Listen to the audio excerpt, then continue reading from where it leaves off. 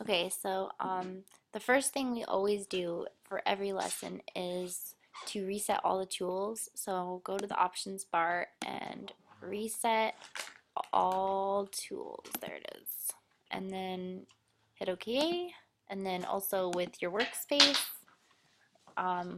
essentials, go to reset essentials. And then for your swatches, just to make sure you have the right colors in front, press D on your keyboard. D as in default. And then it should have black on top, white on bottom. So once you're reset, then you can start. So I'm going to go and create a new file.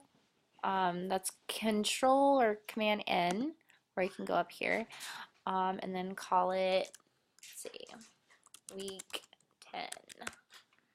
L for lesson, and my name, rkiely.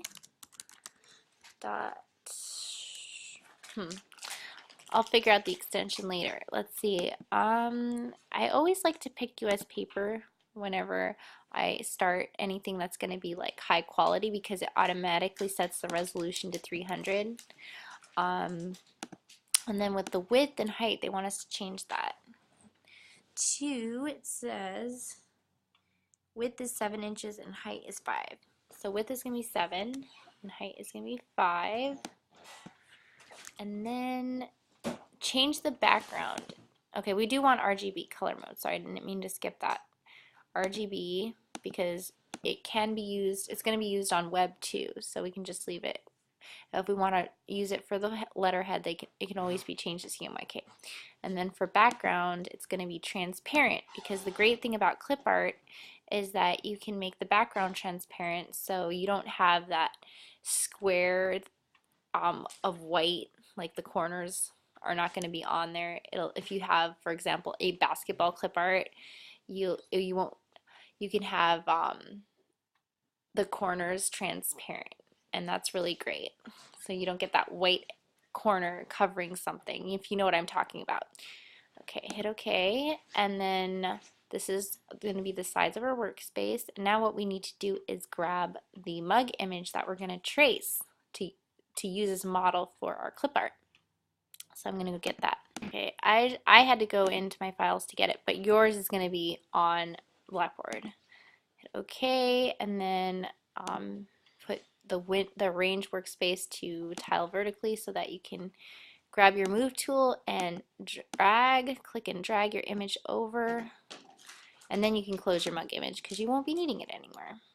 Now, since we're going to be tracing this mug, I'm going to move it over so it's completely in the screen.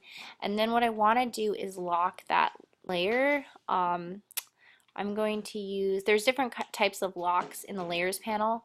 1, 2, 3, 4. So the last one here is lock all.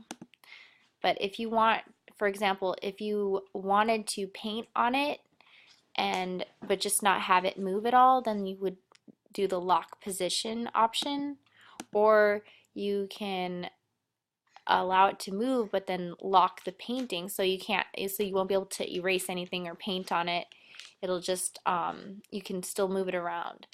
So there's different options, and I can't remember what this one was. Lock transparent pixels. That's interesting. I think we used it in one of the projects, but it didn't really hit home with me. So anyway, for this situation, we just want to lock its position. That way, if we draw it, we won't accidentally move the layer at all, and then our trace will be off, if you know what I mean. Okay, so next. Next I want to choose a color, and what we're going to do first is actually draw the awning that they have here. Let me show you. Hold on one second.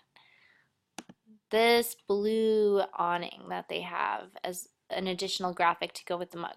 So we're going to pick that color, which is this like light cyan.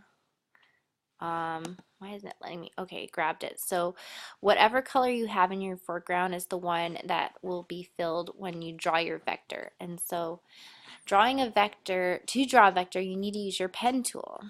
So it's like right under your dodge and burn tools. Hold that down. You have all these different options. You have your pen tool, and then you have these additional options.